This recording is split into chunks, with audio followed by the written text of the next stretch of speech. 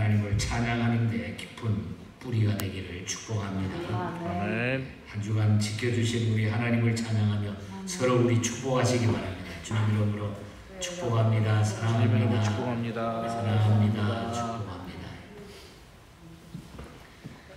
104편은 우리 24절까지 읽었습니다만 35절까지 이렇게 기록된 말씀입니다. 이 104편 말씀은 전반부에는 그 천지 만물을 창조하신 하나님의 사역을 장엄하게 묘사하고 있는 이런 내용들이고, 후반부에는 창조 세계를 통해서 드러난 그 하나님의 영광을 찬양하고 하나님의 창조 질서를 파괴하는 악인들을 제거해 주시기를 간구하는 그런 내용입니다. 정리를 하면은 위대하신 하나님을 장엄하게 찬양하는 시다. 천지 창조 사역을 중심으로 해서 위대한 하나님을 장엄하게 찬양하는 찬양시다. 이렇게 우리는 내용 전체를 보게 됩니다. 그리고 본시는 창세기에 창조 사역을 염두에 두고 우리가 묵상을 하면은 더 가까이 우리의 마음에 와닿습니다. 왜냐하면은 본시는 창세기 1장에 나타난 창조 순서대로 찬양하고 있는 것을 우리가 볼 수가 있습니다. 하나님께서는 지혜로 온 천하 만물을 지으시고 이제 그것들을 다스리시는 일에도 최선을 다하시고 열심을 내고 계시는 그런 모습을 우리가 보게 됩니다. 그러므로 우리는 우주 만물을 창조하신 하나님을 정말로 진정되게 찬양해야 된다는 것입니다. 우리가 창조주가 되시는 하나님을 찬양할 때 그럼 우리가 무엇을, 어떤 내용을 우리가 찬양해야 될까? 구체적으로 그 말씀을 오늘 본 시편에서 살피면서 깊은 기도의 제목을, 또 우리의 인생을 살아가면서 참 인생이 이렇게 와서 이렇게 살아가는 거구나, 우리가 삶의 목적이 바로 여기 있구나 하는 것을 이 말씀을 통해서 꽉 붙들고 또 정리하시기를 바랍니다. 먼저 1절에서 4절 사이를 보면은 하나님의 위대하심을, 광대하심을, 위대하심을 찬양해야 된다. 시인은 하나님의 위대하심을 찬양하기 위해 가지고 자신의 영혼에게 하나님을 찬양하라 이렇게 고백을 하고 있죠. 그래서 1절에 보면은 내 영혼아 여호와를 송축하라. 여호와 나의 하나님이여 주는 심히 위대하시며 존귀와 권위를 옷 입으셨나이다. 이 한 절을 보면은 그 찬양을, 그 하나님의 그 위대하심을 내 영혼이 찬양하고 있다고 하는 거예요. 왜 이렇게 하나님을 찬양하라고 합니까? 하나님께서는 광대하시고 존귀와 권위를 입으셨기 때문이라. 또 하나님께서는 옷을 입듯이 빛을 두르시고 하늘을 천막처럼 치시고 창공의 물 위에 하나님의 집을 세우시고 구름을 술에 삼고 바람을 주의 사자로 삼으며 불꽃을 주의 종으로 삼으셨기 때문이다. 2절에서 4절에 보면 그 내용이, 표현이 하나님께서는 구름을 술에 삼았다. 하나님은 창공 위에다가 물 위에 집을 세우시고 구름을 술에 삼고 바람을 주의 사자로 삼고 이런 하나님이다. 그래서 그 하나님을 우리는 찬양합니다. 감히 누가 그렇게, 자연 만물의 그 주인이 아니고는 감히 누가 그렇게 할 수 있겠느냐. 이 위대하심을 찬양하라는 거죠. 곧 하나님께서는 빛, 하늘, 물, 구름, 바람, 하염 등 모든 피조물들을 하나님을 섬기는 종으로 삼으시고 모든 피조 세계를 하나님은 다스려 나가시기 때문이라는 거죠.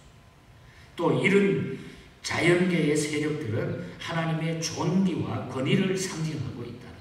하나님의 권위. 자연 세계를 통해서 하나님의 존귀와 권위를 우리에게 보여주고 있다는 거죠.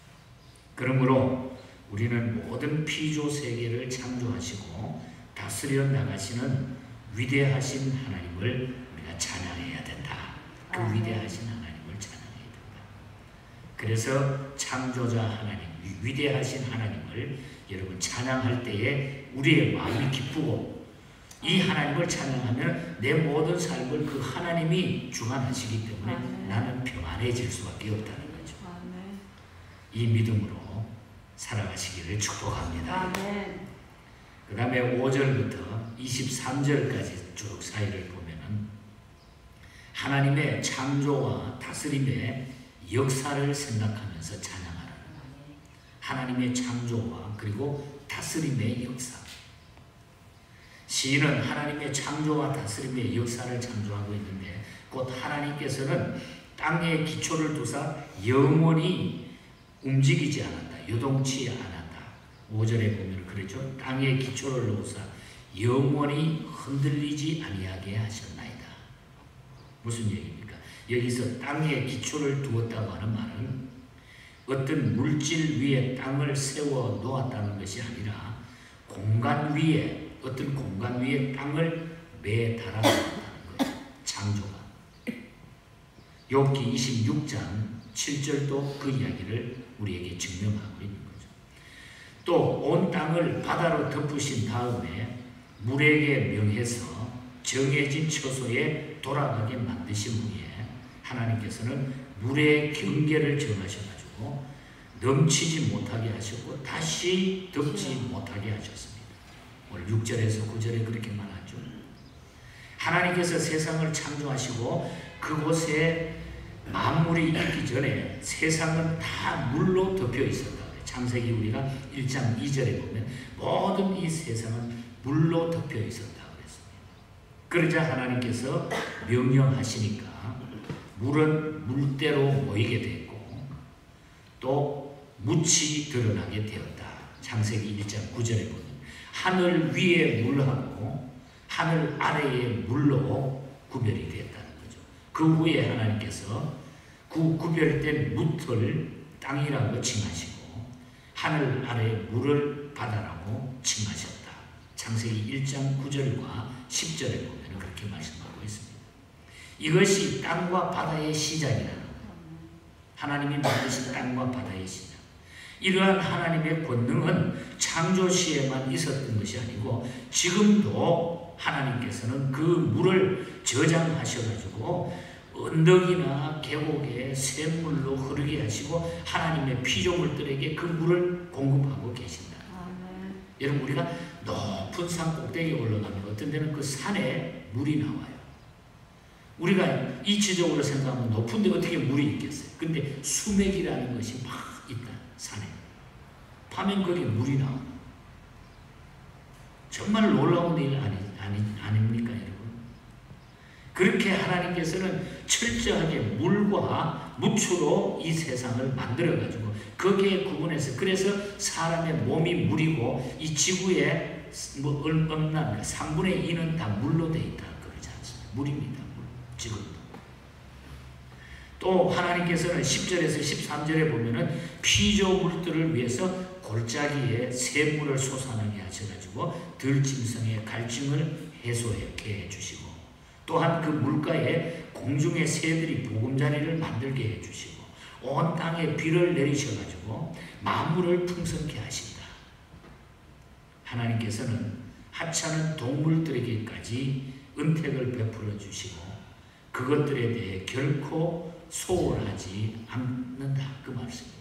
소홀하지 않게 하신다. 정말 우리가 이 동식물이라든지 모든 하나님의 창조의 그 솜씨를 보면 정말 놀라운 것 아닙니까? 놀라운 것 아닙니까? 며칠 전에 그 우리 저기 창문 바깥에 비둘기가 계속 공공공공공공 예배시고 그래서 우리 새벽기도 나오는 그 손장모님께서 저 비둘기 소리 때문에 신경이 쓰여가지고 좀 저 창문을 두껍게 하든지 자기가 흥금해가지고 창문을 바꿀까 뭐 이런 이야기를 하지. 그래서 제가 우리 장 목사님하고 창문을 한번 열어봤는데 저 그 틈 사이에 비둘기가 집을 져놓고 알을 낳았어요. 제가 알을 그냥 내 방에 가져와 버렸어요.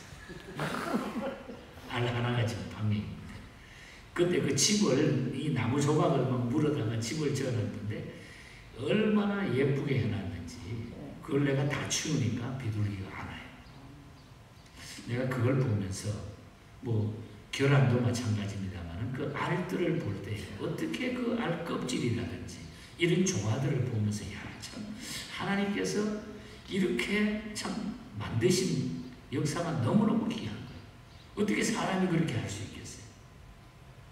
그래서 하나님께서는 하찮은 동식물이나 모든 자연 만물을 하나님이 철저하게 간섭을 해가지고 그걸 만들어 놓으셨다는 거죠. 또한 14절에서 15절에 보면은 채소라든지 곡식이라든지 사람을 기쁘게 하는, 그래서 얼굴에 기름기가 나도록, 근데 고기 시커 먹으면 얼굴에 기름기가 막 나잖아요. 뭐 이런 거 먹는 거 입는 거 하나님이 철저하게 다 준비를 해주신 거예요. 이렇게 은혜를 베풀어 주신 것은 하나님의 선하심과 사랑을 사람들에게 나타내 보이게 하기 위함이었다. 그러므로 우리는 하나님께서 베푸신 은혜를 잊지 말고 항상 기억해야 된다. 항상 기억하라. 인간들에게 주신 은혜를 하나님께서는 새와 들짐승들에게도 허락해 주셨습니다.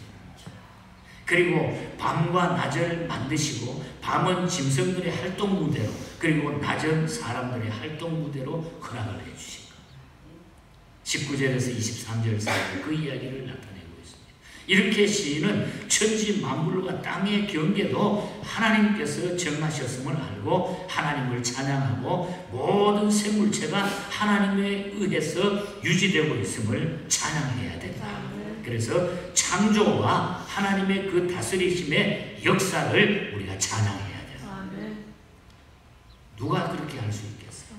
그런데 여러분, 문제는 하나님을 찬양하지 않고 부정적인 인간들의 머리를 써가지고 생각지 못한 일들을 행하니까 지구촌에 기후변화, 오염, 대기오염이라든지 환경 파괴가 만들어지고, 이 모든 일들을 우리 인간들이 만들어 놓은 거예요. 그래서 지금 뭐 기후변화가 뭐죠? 이상한 일들이 막 벌어지는 걸 보니까 우리 인간들이 머리 써가지고 인간들이 이 지구촌에 잘못한 게 너무 많아요.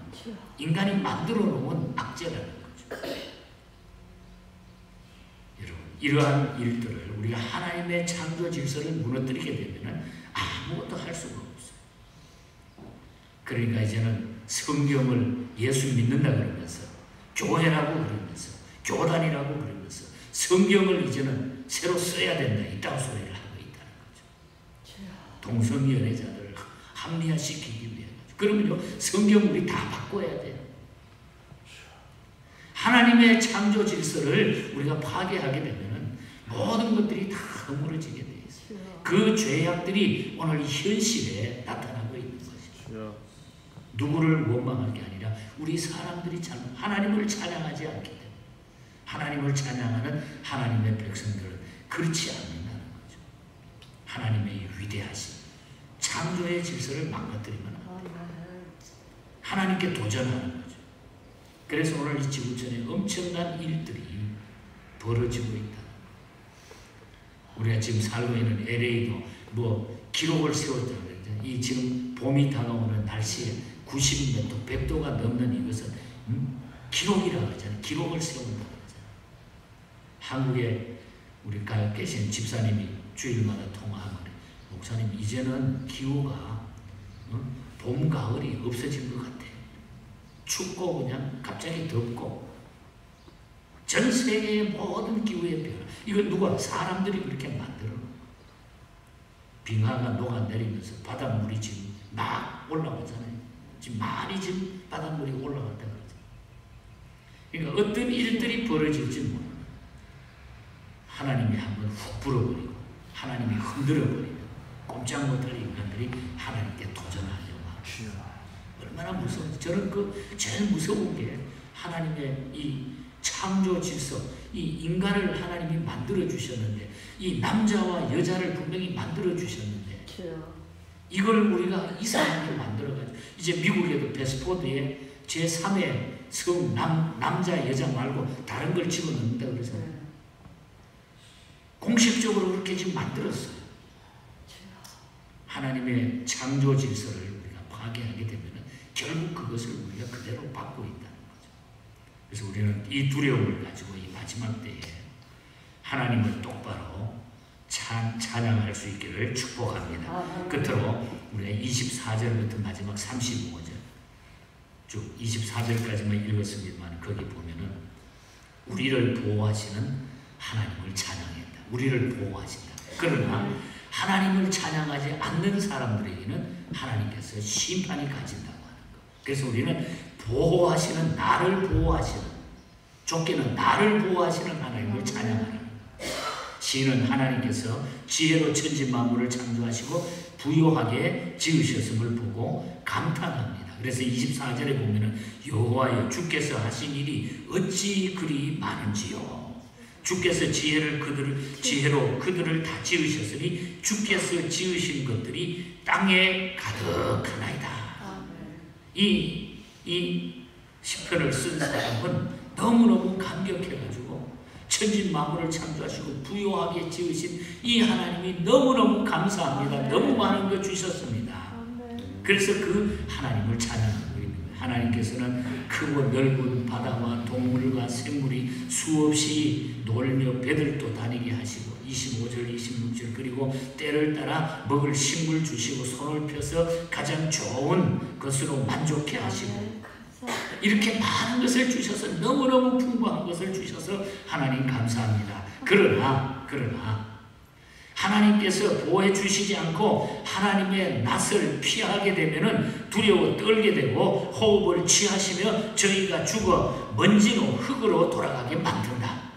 이것을 믿지 않고 이것을 두려워 떨고 이것을 피하게 되면 이것을 인정하지 않게 되면 흙으로 돌아가게 된다. 29절이 말하자면 주께서 낯을 숨기신 즉 그들이 떨고 주께서 그들의 호흡을 거두신 즉 그들이 죽어서 먼지로 돌아간다.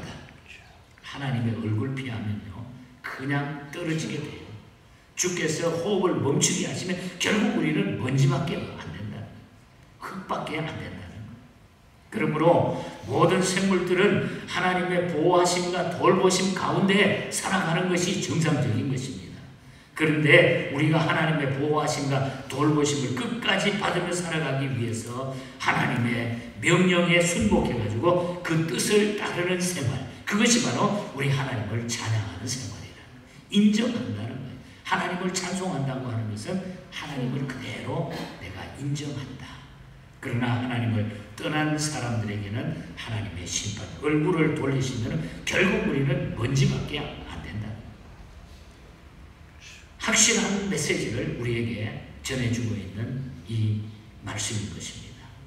이 말씀이 우리 인생을 어떻게 살아야 하는가 대해서 분명한 답을 주죠. 그래서 저는 오늘 결론적으로 33절 말씀을 읽어드립니다. 33절. 내가 평생토록 여호와께 노래하며 내가 살아있는 동안 내 하나님을 찬양하리로다. 우리 한번 따라합시다. 내가 평생토록 여호와께 노래하며 내가 살아있는 동안에 내 하나님을 찬양하리로다. 오늘 이 시편을 쓴 이 시인이 이렇게 고백을 해요. 이것이 저와 여러분의 고백이 되기를 바랍니다. 평생토록 여호와를 노래하며 내가 살아있는 동안에 내가 힘이 있고 살아있는 동안에 말할 수 있는 동안에 하나님을 찬양하리로다. 그렇게 고백하고 살면은 하나님이 그렇게 할 수 있도록 우리를 지켜주시고 안보해 주실 줄 믿습니다. 이 믿음으로 우리 기쁘게 승리하시기를 축복합니다. 우리 함께 기도하십시다. 말씀 기억하면서 하나님, 이 하나님을 창조주 되신 하나님을, 나를 보호해 주시는 하나님을 영원히 찬송하며 살아가게 해달라고, 하나님의 말씀에, 하나님의 그 뜻에 부응하는 그런 삶을 살게 해달라고 기도해 주시고, 또 내일은 우리 종려주일입니다. 고난주일입니다. 그리고 우리 성예식, 우리 성찬예식이 있습니다. 이것을 위해서 기도해 주시고, 우리가 이 귀한 또 주님을 기억하는 이 시기에 우리의 믿음이 더 돈독해지고 주님과 가까워지게 해달라고 교회와 가정과 또 여러분의 주변에 꼭 필요한 중보 기도자들을 위해서도 이 아침에 감사하는 마음으로 기도해 주시기 바랍니다. 우리 다 같이 합심해서 한 목소리로 기도합니다. 하나님 아버지, 주님의 놀라우신